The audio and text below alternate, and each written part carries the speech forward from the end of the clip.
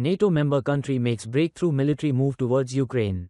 NATO member country Finland announced on February 26 that it will provide a military assistance package to Ukraine worth a total of $691 million. In addition to the outstanding military assistance, the highlight of the announcement is that the weapons will be produced entirely by the country. In the context that Europe is being forced to support Ukraine in its conflict with Russia without the United States, Finland has made an important move. The Finnish Ministry of Defense affirmed that the new military assistance package will focus on what Ukraine needs most to sustain the conflict.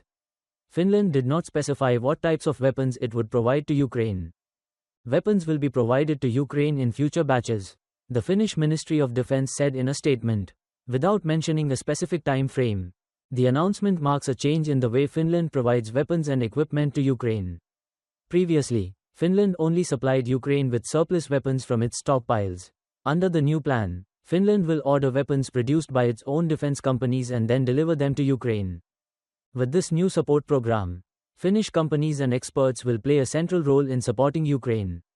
The statement added, these measures will increase Ukraine's chances for a just peace, as well as create positive effects for the Finnish defense industry and supply chain. Recently, there have been reports that European countries are considering taking a central role in supporting Ukraine and the possibility of approving a new aid package worth more than $20 billion. US President Donald Trump has talked about the need for Europe to take a central role in supporting Ukraine. But on the other hand, the continent seems to be sidelined in peace talks with Russia. Since 2022, Finland has provided Ukraine with $2.6 billion in defense aid. On February 24, Denmark, Norway, Sweden and Finland pledged additional aid to Ukraine through the Partnership Fund for a Resilient Ukraine, PFRU, for the period 2025 to 2027. On February 26, Denmark said it had delivered 12 F-16 fighter jets to Ukraine. According to Danish Defense Minister Troels Lund Poulsen, the country pledged to provide Ukraine with 19 F-16 jets last year. 12 have been delivered so far, and the rest will arrive in 2025. Denmark must do more and Europe must do more. Poulsen said, the relationship between Ukraine and Europe is extremely important. Poulsen said, and Europe also needs to invest more in its military capabilities.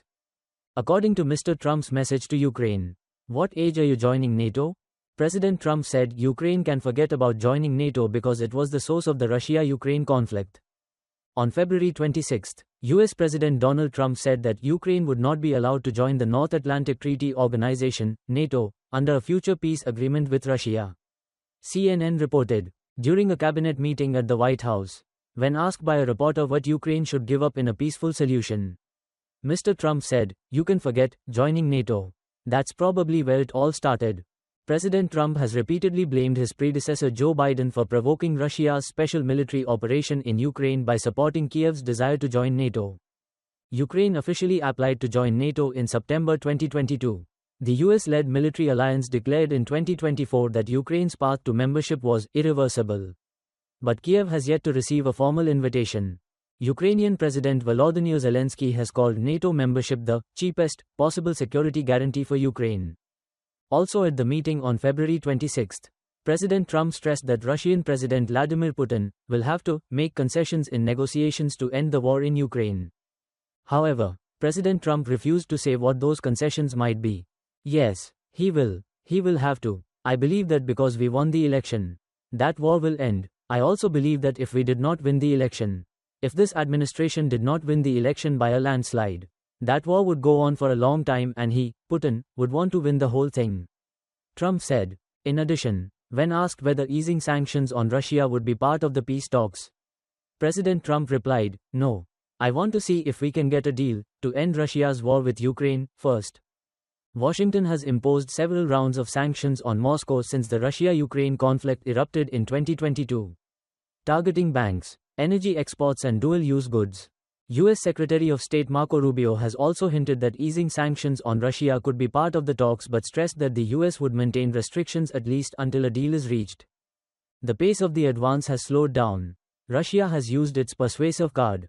Ukraine has regrouped its troops, slowing down Russia's advance in the most threatened areas. The commander-in-chief of the Armed Forces of Ukraine, Oleksandr Syrskyi, said on February 27 that the Russian army is actively attacking the Novopavlivka area in the eastern province of Donetsk. trying to penetrate Ukraine's defenses and capture 3 settlements. According to the Kyiv Independent, the village of Novopavlivka in Donetsk, located about 5 kilometers north of the besieged city of Pokrovsk, is an important logistics center for the Ukrainian army in the region. After visiting the front line, Mr. Sirsky stressed that the Ukrainian army has taken a number of measures to improve the interaction between military units and districts, regrouping troops, which has slowed down the Russian advance in most of the threatened areas. Mr. Sirsky pointed out that Russia continues to try to take full control of Donetsk Oblast but has failed and suffered heavy losses. Since the beginning of February 27, there have been 110 clashes between Ukrainian and Russian forces along the front line. According to the General Staff of the Ukrainian Armed Forces, on February 26, the 25th Separate Airborne Brigade announced that the Ukrainian army had regained control of the village of Kotlan, near Pokrovsk. Kotlan and Pokrovsk are connected by the TO-406 highway, which also leads to Dnipropetrovsk Oblast. Recently, the Ukrainian army has advanced closer to Toretsk and Pokrovsk. Meanwhile, Russian forces continue to expand their control over Kupiansk, Chasov Yar, Kurakhov, Velika Novoselka and Robotino. Given the current situation, the Institute for the Study of War, ISW, said that Russia is demanding that Ukraine give up major cities in the southeast through political pressure and negotiations, as it is difficult to control them militarily. Specifically, Russia continues to declare its intention to control the entire Zaporizhia, Donetsk, Luhansk and Kherson regions. However, major cities such as Zaporizhia, 706,000 people, Kherson, 275,000 people, and Kramatorsk, 147,000 people, are still under Ukrainian control.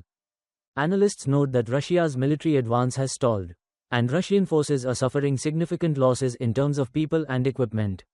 Therefore, the Kremlin is trying to use diplomatic pressure and propaganda to force Ukraine to make concessions and give up control of the cities. Russian Foreign Minister Sergei Lavrov and many Kremlin officials have repeatedly rejected a ceasefire and other conditions that US President Donald Trump and European leaders have identified as necessary to achieve lasting peace in Ukraine. According to ISW, this move shows that Russian President Vladimir Putin is still not interested in meaningful negotiations and believes that he can achieve his military goals in the medium to long term.